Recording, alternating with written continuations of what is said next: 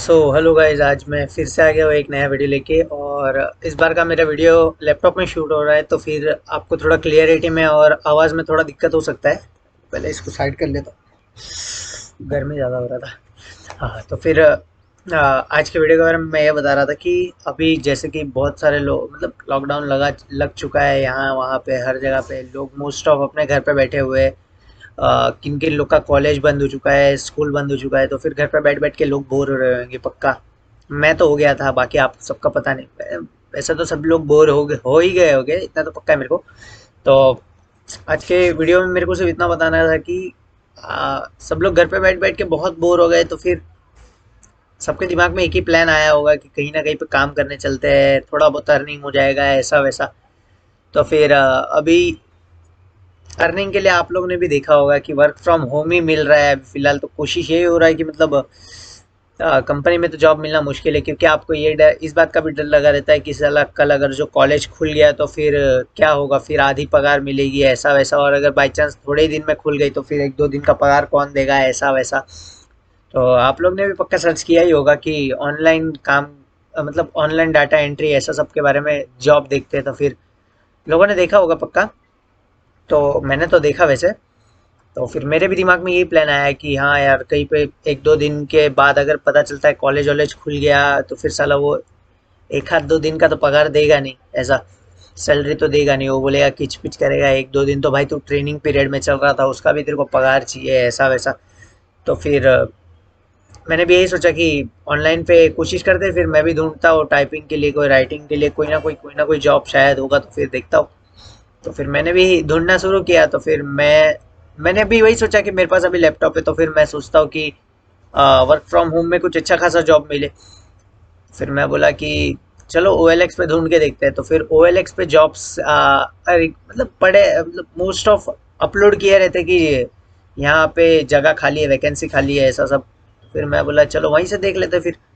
तो फिर मैंने जस्ट स्टार्ट किया OLX पे देखने के लिए कि OLX के अंदर मैंने देखना ये स्टार्ट किया कि वर्क फ्रॉम होम के लिए फ़िलहाल क्या क्या जॉब है। तो फिर मेरे को वहाँ पे बहुत सारे ऑप्शन दिखे, डाटा एंट्री, फिर राइटिंग टाइपिंग, फिर PDF टू MS वर्ड ऐसा करके बहुत सारा मेरे को दिखा। तो फिर मैंने क्या सोचा कि अभी अ, कर लेते फिर इन्हीं में से कोई एक जॉब। तो फिर मैंने क्या सोचा कि वो जॉब ले लेता हूँ मैं। तो फिर मैंने हाई लिख के भेजा। फिर खुद के डिटेल्स भेजे, जैसे फ़ोन नंबर, आधार कार्ड लिंक, ये सब चीज़ के बारे में मैंने लिख के भेजा। तो फिर अभी उन्होंने क्या किया कि मतलब वहाँ पे एक लड़की थी, वो एम्प्लॉय थी वहाँ की कंपनी, एप्रल डाटा सोल्यूशंस करके एक वेबसाइट है, कंपनी है। तो अभी वो दिल्ली में है ऐसा। तो फिर वो कंपनी ना वर्क प्रोवाइड करती है वर्क फ्रॉम होम वालों के लिए, और वो डाटा एंट्री और टाइपिंग के लिए ही मोस्ट ऑफ बनी हुई है। तो फिर अभी मैंने क्या सोचा कि चलिए शुरू करता हूँ, देखता हूँ ये लोग के पास मतलब ऐसा बाई चांस है क्या कोई काम मेरे लिए। फिर मैंने उनको हाई लिख के भेजा, खुद के डिटेल्स प्रोवाइड किए। फिर उसके बाद उन्होंने मेरे को व्हाट्सअप के थ्रू सब कुछ अपना सेंड किया। रुको मैं आपको दिखाता हूँ।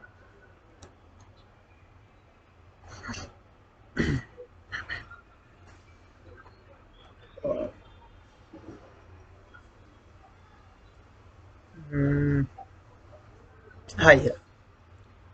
तो उन्होंने ये सब लिखा हुआ है कि आपको दिख रहा है क्या। सेंड मी योर हाँ, send me your company address, ये मैंने स्टार्टिंग में लिखा था। फिर उसके बाद उनका ये रिप्लाई आया, ये उनकी कंपनी का लोगो है, ये उनकी वेबसाइट है। अभी फिलहाल तो मतलब मेरा नेट तो 1 मिनट में ऑन करता हूँ, पॉज कर लेता हूँ थोड़ा वीडियो।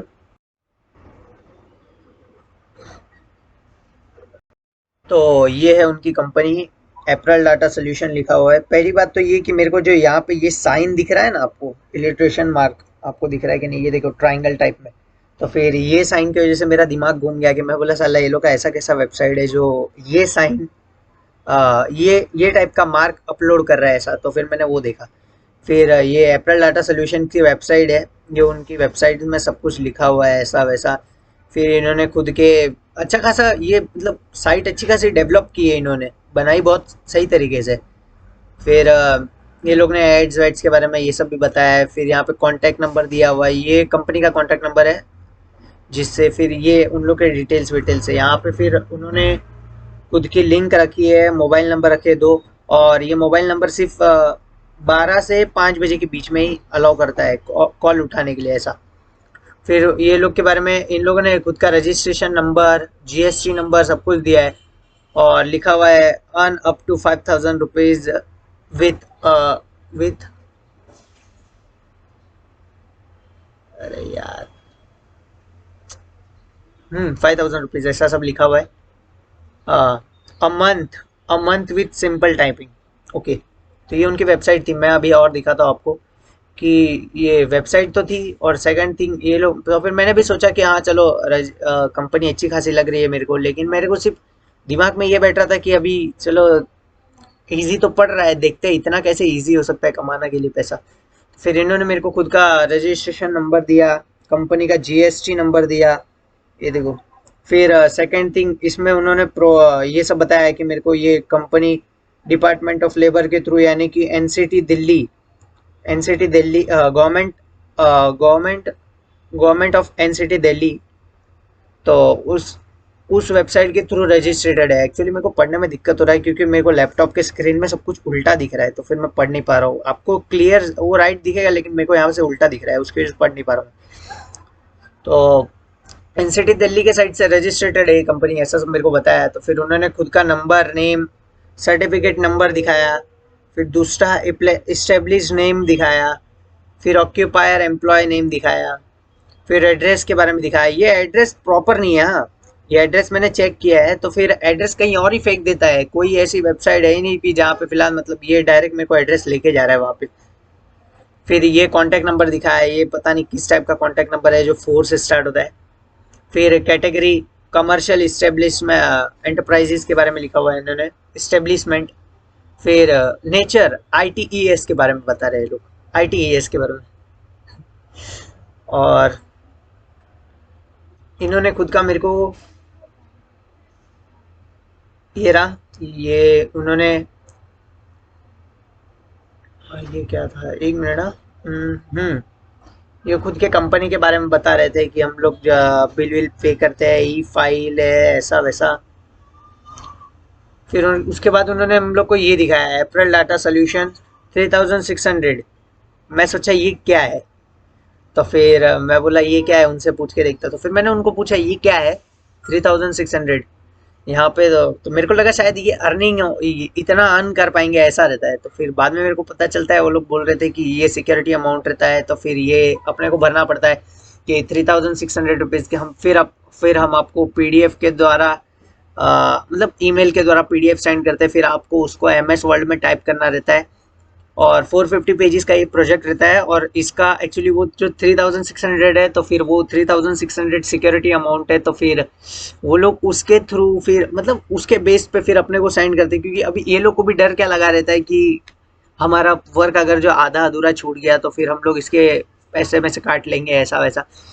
लेकिन मामला ये रहता है कि अभी ये 3,600 रुपीज़ अमाउंट के छोटा बात नहीं है, तो फिर ये पे करने के लिए भाई सोचना तो पड़ेगा यार, क्योंकि बाई चांस अभी ऑनलाइन फ्रॉड आजकल बहुत ज़्यादा होने लग गया है, जैसा अपन सबको पता है। तो फिर अपन लोग क्या करते हैं कि किसी भी चीज़ के बारे में अपन पूरे तरीके से जानकारी ढूंढते हैं, भाई क्या है कि कहाँ से आई है, कहाँ को जाएगी, सब कुछ मतलब इसके बारे में अपन लोग पता करने की कोशिश करते हैं। तो फिर मैंने भी यही किया, ये कंपनी के बारे में A to Z डिटेल्स निकाला, एनसीटी दिल्ली के वेबसाइट पे गया, वहाँ पे वेबसाइट पे भी उन लोग का जीएसटी नंबर डाला, रजिस्ट्रेशन नंबर डाला, कंपनी किसके नाम पे वो सब ढूंढा।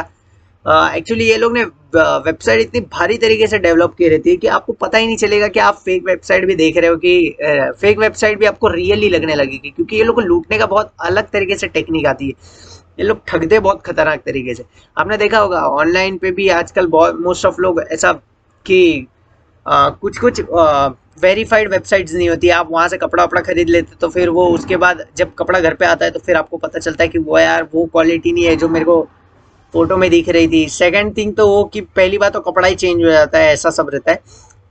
फिर ये सब मैं सोच सोच के मैं एक्चुअली मेरे साथ एक हादसा हुआ था बीच में, उसकी वजह से मैंने ना ऑनलाइन के ऊपर थोड़ा ट्रांजैक्शन के बारे में मैंने भरोसा छोड़ दिया है।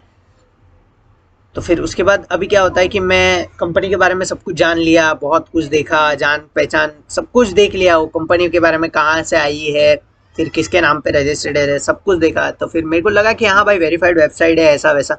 तो फिर मैं सोचा कि अब एक काम करता हूँ तो फिर लग जाता हूँ, तो फिर लाइन में फिर मतलब मेरा भी काम हो जाएगा ऐसा।